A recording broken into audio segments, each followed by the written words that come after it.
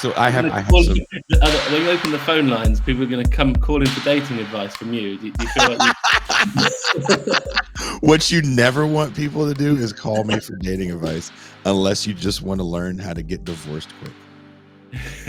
I can totally tell you how to get divorced quick and ruin everything good in your life. Well, there's probably a market for that. How to be a single dad. First, be horrible at pulling out. Now, yeah. Alfie's like, I'm trying to get tenure here. Thank you so much, seriously, for taking the time. We had to reschedule a little bit because originally we were going to do this while I was gone. I know it's a bit later in the UK and it's Saturday night, so I'm sure you have something cool planned. Now, last time you were on TIR, you were talking about banging robots. So what's the problem with AI? Okay, yeah, no, it's interesting to do this. I just sort of felt, as you know, like I came on about a year ago, and I did a book about sort of about contemporary capitalism, platform capitalism, and sort of digital relationships and dating. We talked about this before, but did some fun stuff around sex robots, and virtual girlfriend, VR girlfriends, AI girlfriends, that sort of stuff. But we won't go back into that too much.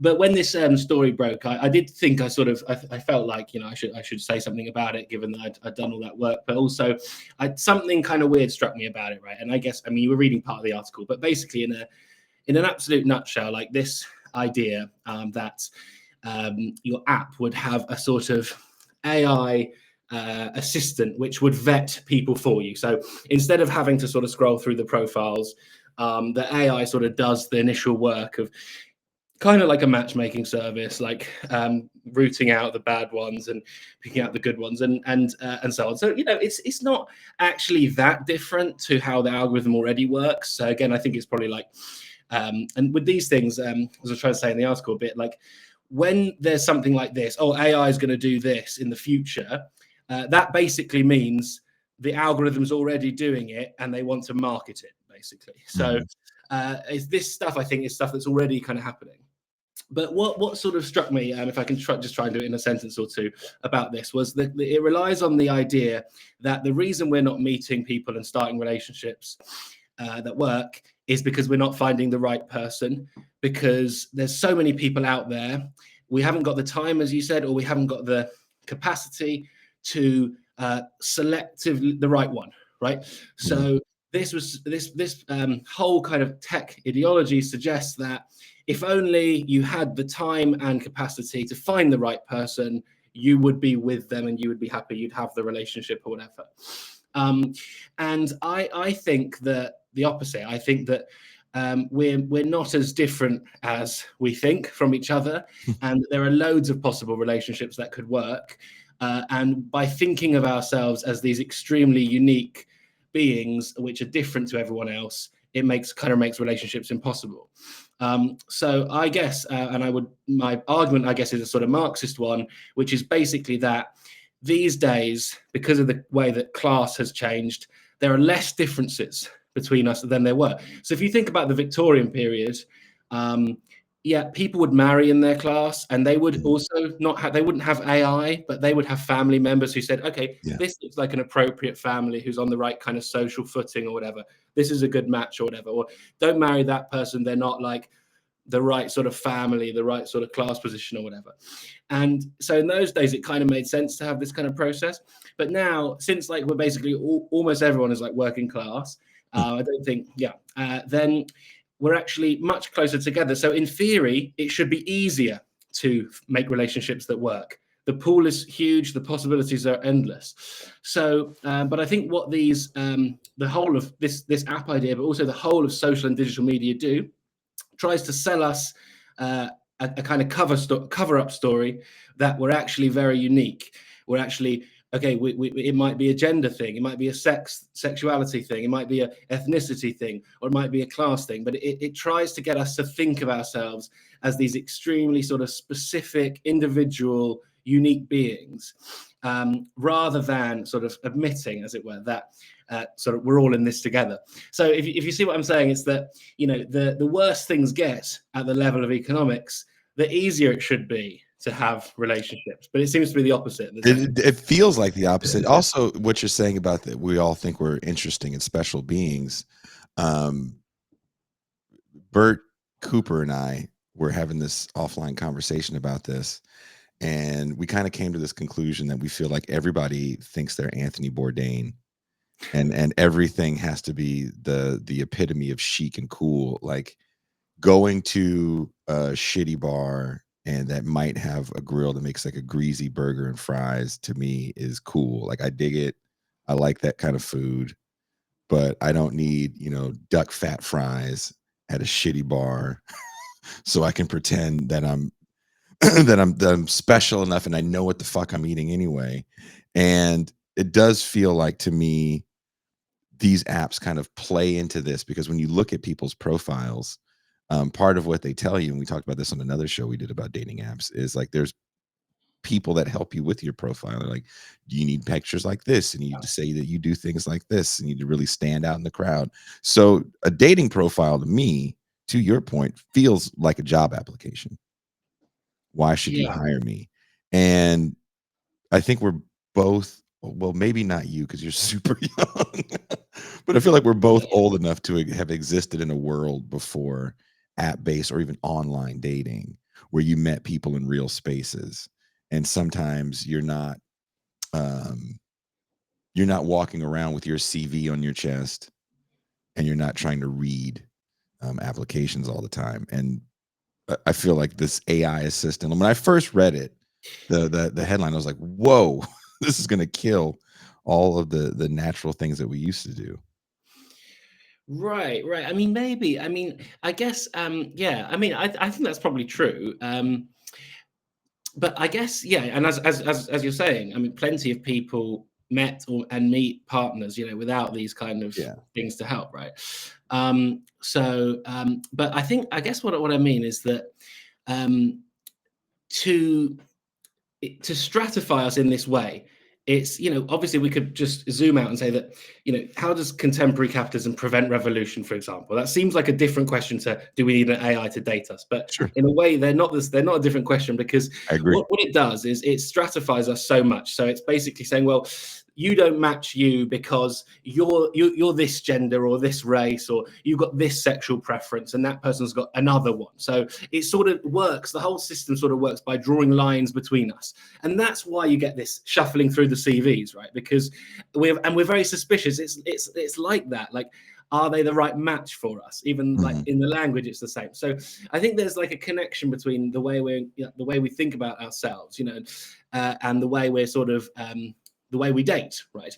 So, but kind of paradoxically, so I suppose, kind of paradoxically, things are getting much more, the class differences are getting much smaller, right? Most of us, people talk about the 1% or whatever, we're all familiar with these stuff. Like, we're all in the same pool now. So it makes less sense than ever to sort of stratify us along these sort of class-based lines, right? So, but in fact, it happens more often than ever. So that seems to me like the thing to point out about this system, right? Because it also implies that, I think the AI thing, it also implies some kind of like progress where eventually you'll find the thing that makes you happy, right? So as you're saying, I think I would say that digital capitalism makes it less and less likely that people will find, happiness is a bad word, but because it's impossible, but sort of satisfaction at the level of relationships. But by talking about the future of AIs who help us get dates, it's implying that the system is there to help us progress towards a point of satisfaction or happiness or whatever, right? I mean, there's this moment we're in right now where I feel like capitalism is intersecting on these really interesting points of people's desperation, especially when we think about like happiness speak, or the wellness community, how therapy talk is so ingrained in everyday language. Like this is triggering, or everything's a trigger. Everyone you don't like is a narcissist. Exactly. You see it in our own Facebook groups, leftist Facebook groups, or whatever, in which like some of the moderators are like appointed themselves as like CV checkers to sort of go through and make sure that they're the wrong kind of left or whatever. You can't be in our pool. You know, it's the same logic that you see everywhere. So no, I'm with you. It's not just a dating question. It's how we think of things, and that, of course, that sort of splinters everything off, and it makes it more difficult to have the sort of solidarity and community that might lead to social change or revolution or whatever you want to call it. But it also makes it less likely that we will build relationships with a diverse group of people with whom we might start going out with or dating or marrying or whatever it might be. I did want to ask you this question because I feel like, and I think we kind of hit on this, there's something that I heard recently, and it made me laugh really hard when this person said it, was main character syndrome. Well, where it's not a real diagnosed disorder, but it is something that's kind of popular in this online world where people feel that they are the main character in their own book or movie. Do you think that this addition to online dating will help to build a more socially disconnected, narcissistic society? Yeah, I mean, this is a good question, and I guess like I am sometimes like wary of these terms, like because I think you know, narcissism is not necessarily bad, right? Like we all need narcissism to get up in the morning. You need recognition. You need this kind of positive feedback loop, which can often be quite narcissistic, just to sort of live, right? But I think what we're seeing is, and I hope this is some kind of an answer to your question, like the traditional ways in which we get recognition are like no longer there, right? So whether that might be you've got a job which actually has a decent salary and healthcare, or you've got like a wife and a family, or you've got like a mortgage and a house that you're paying down or whatever. Those are like things that people traditionally would get like a kind of positive feedback loop of recognition, which one could even call narcissism from. And those things are getting rarer and rarer. You know, I read recently that like there was a survey of millennials, like because like something like 70% hadn't the major life milestones were mortgage, marriage, or I can't remember what the other one was, and like 90% hadn't achieved those things, and they were asked to suggest alternatives, and they suggested running a marathon going through a difficult breakup and coming out the other side of it. So like in place of a house and a husband or a wife or whatever it might be, you've now got a marathon, some sort of completed a marathon medal and an X somewhere out there that you've managed to get rid of. But so what I'm trying to say in answer to your question, and slightly long-winded, I guess, is that because the traditional forms of recognition that produce the good narcissism have gone, we're looking for it in different places, and we're looking for it in much more non-social places. So the big difference between getting a lot of likes on Instagram or running a marathon and you know, which no one cares about, those are quite isolated individual things. Saying you've got 1,000 matches on Bumble but you still haven't got a partner or whatever, those are quite individualistic, specific, personal things. The old forms were like, oh, I had a place in society. I was the pharmacist maybe or I was the petrol man in a community or whatever, and had friends and a house that I was paying down. Or these are much more like social things. So I'd say like it's not that we're more narcissistic than before, but that we're moving towards more individual narcissisms and away from more collective ones.